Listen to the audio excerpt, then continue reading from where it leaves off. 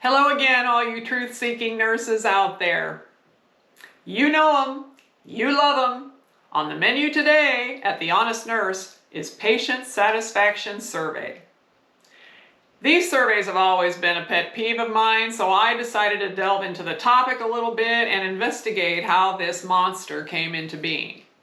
Lo and behold, now I'm even more peeved. So stay tuned, you're not going to believe some of what you hear. First of all, if I could just ask you guys and gals, how many of you are feeling like me, just a little bit of survey fatigue in general? Okay? I can't go to the post office, the grocery store, buy anything online without having to fill out some kind of satisfaction survey. Okay? Well, if we're feeling that way, and I assume you are, maybe the patients have that kind of feeling about surveys as well. That might influence exactly how they answered their satisfaction survey. The other thing that you notice about surveys is that most of the time it's administered like right after you make a purchase, within minutes anyway of having experienced a service. And it's fresh in your mind, right? And you can pretty reliably be able to respond to the survey questions. Well, think about this from a patient's point of view, okay? The patients are, as we know, under the influence of so many different kind of medications. They may be experiencing sleep deprivation, which is affecting their memory, their thought processes in general, not to mention the fact that they have a disease process or surgery that they're dealing with.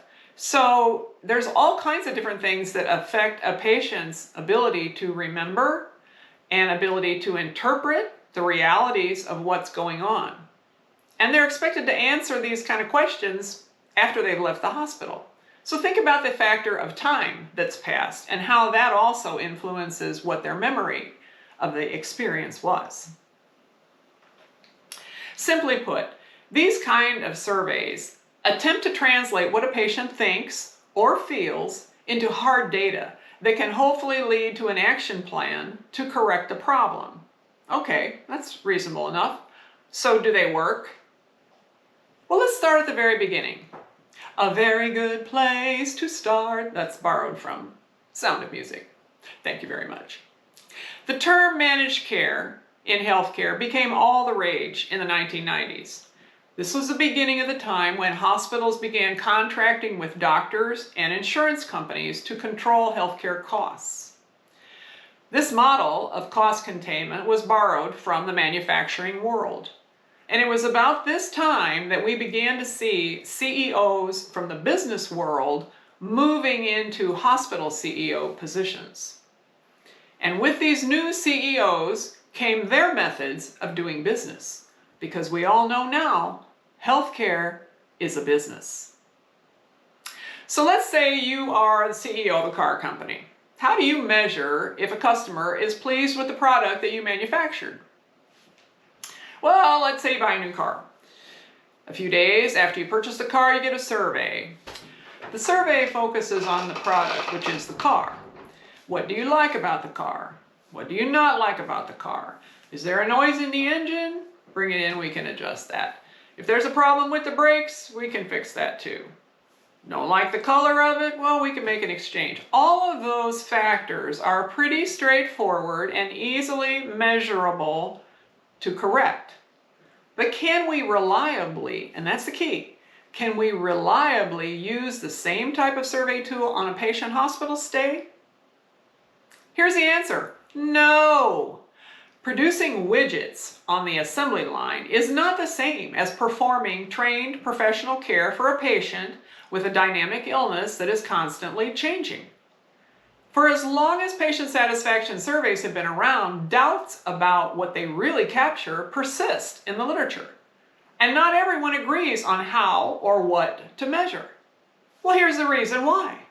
It turns out that the patient experience is often used interchangeably with patient satisfaction.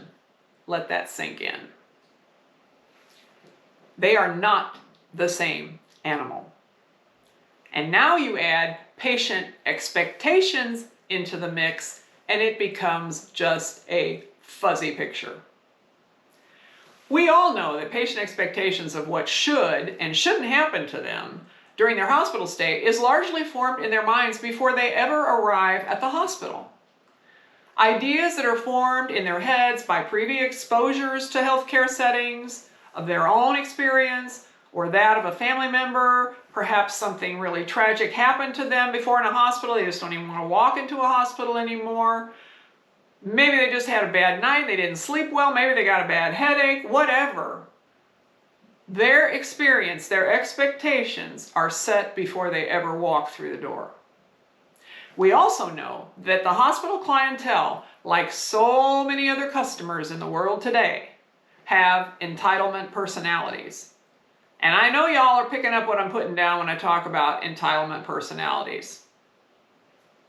Another thing to remember is that at the end of their experience, their satisfaction may be determined only by their health outcome, despite getting good care.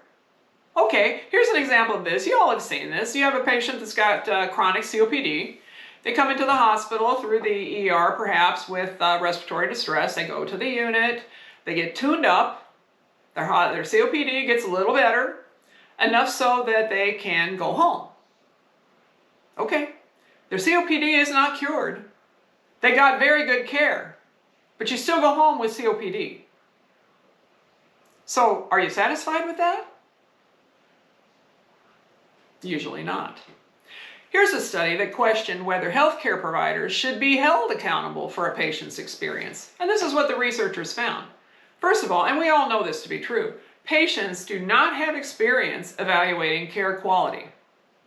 The term patient satisfaction is completely subjective.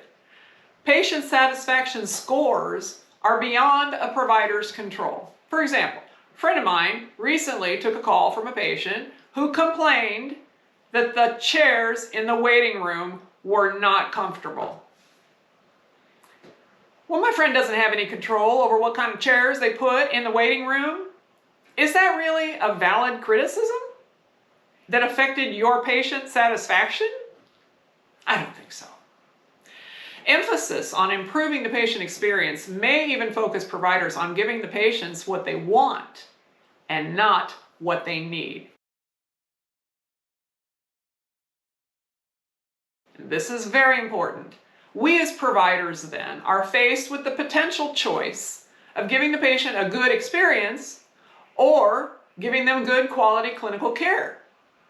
This is an important point because researchers have found that if a physician's salary is tied to patient satisfaction, the physician is less likely to tell a patient to lose weight, to stop smoking, because those are the kind of things that patients just don't want to hear.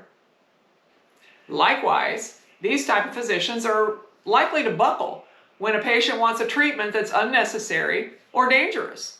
And haven't we as nurses also been in that very same situation? You have to tell the patient, no, you can't have that milkshake. You are NPO. No, you cannot have salty soup because you're on a salt-restricted diet. That's not what they want to hear, and they're not satisfied when they do. But that is exactly what is the thing that is best for them. So, you're probably asking by now, why do we have patient satisfaction surveys at all? Well, we can thank the US government, and please indulge me a little tongue-in-cheek about the US government, but it seems to me that if you want anything really screwed up, just put the government bureaucrats in charge. They typically have no experience in healthcare anyway. Nationally implemented in the year 2006 came the mandate for the first national standard for patient satisfaction. It's a 32-question survey, and it's known as the Hospital Consumer Assessment of Healthcare Providers and Systems, the acronym HCA-HPS. Now this survey has questions that cover communication with doctors, communication with nurses, the responsiveness of the hospital staff, the cleanliness of the hospital environment, quietness of the hospital environment, pain management, communication about medicines, discharge information, overall rating of the hospital, and whether or not you would recommend the hospital. Okay? So, to avoid a 2% reduction in hospital payment from the Centers for Medicare and Medicaid Services, also known as CMS, hospitals are required to participate in the survey. Along comes the year 2012, and the Affordable Care Act then tied reimbursement to the HCA-HPS score. So any hospital that received a low score received a financial penalty. Okay, any hospital with a high score received a financial bonus. So effectively, cost shifting between hospitals began based on these survey numbers. Well, what usually happens when these kind of rules are put in place? We all know. Hospital surveys and how to game them have become big business, right? Companies now exist to help hospitals' marketing methods to boost their scores. So just how far will a hospital go to satisfy a patient? Here are just a few examples of how hospitals have been influenced by commercializing patient satisfaction. Okay? Hold on to your hat, here we go. Providing designer gowns, valet parking, lavish hospital rooms, and live music. Custom order room service meals and flat screen TVs are also now available. Some are offering VIP lounges to patients who are in their loyalty programs. Or my personal favorite, and those who know me know this to be true, gift cards for any perceived offense that the patient might feel. Okay, just let me address this here for a second, because it happens quite a bit, right? So the patient is unhappy, patient family member unhappy, because maybe their wait is too long, I don't know, the room is too cold, the coffee wasn't hot enough, whatever. They're unhappy for some reason, and they're throwing a little temper tantrum about it. And what do? We give them a gift card. Why is that? Well, ultimately, we give them a gift card because we don't want them to give us a bad satisfaction survey, right? The reality is, whether you give them money, whether you don't give them money, they're still able to go back to the survey and put down exactly how they feel, which may be that they weren't happy because the coffee wasn't hot enough.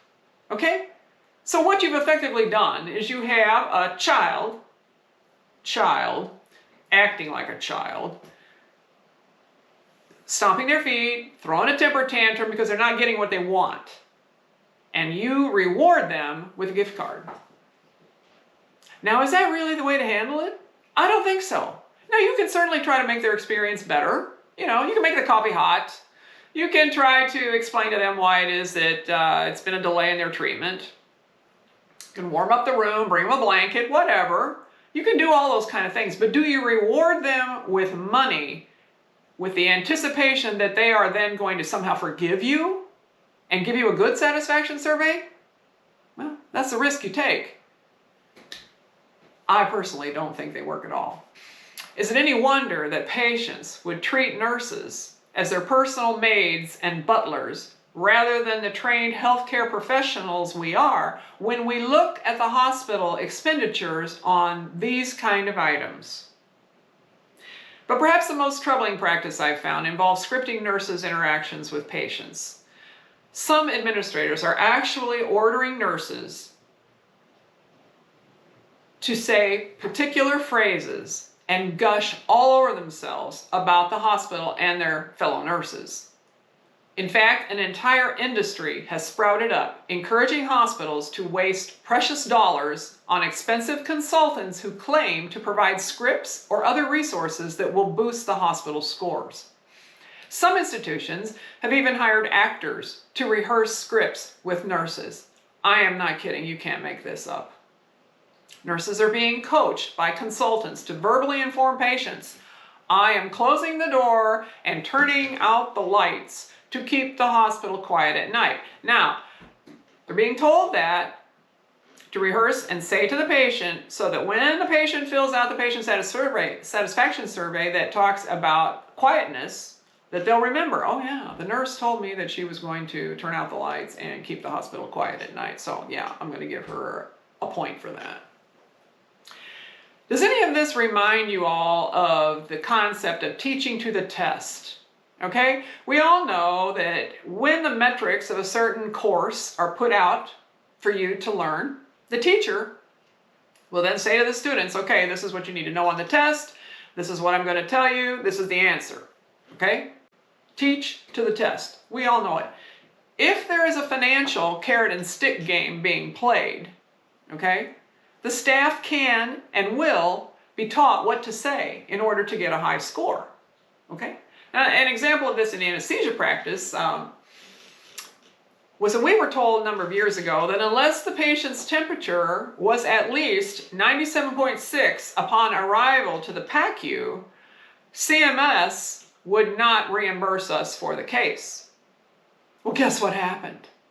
Miraculously, no patient ever had a temp lower than 97.6, even if in fact it was lower than 97.6.